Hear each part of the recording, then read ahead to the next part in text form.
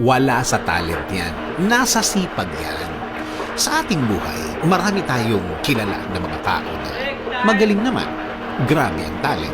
Grabe ang mga abilities nila. Minsan, nagugulat ang mga tao sa paligid niya na may kakayanan pala silang ganon. Kaya pala niya ng ganon. Pero bakit ganon?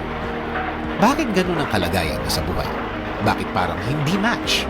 Bakit parang hindi niya mapakinabangan ang talent niya? Kasi nga, wala sa talent yan. Nasa sipag at attitude yan. May mga taong kahit ilang beses mo lang binigyan ng chance, nabigyan ng chance ng buhay, bakit parang hindi umaangat? Parang hindi nagle-level up. Parang hindi niya napapakinabangan ang kaya niyang gawin.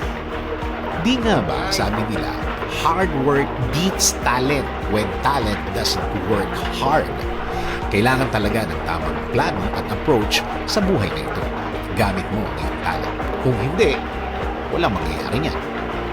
May mga pagkakataon naman na nakikita mo na walang katalent-talent ang isang tao.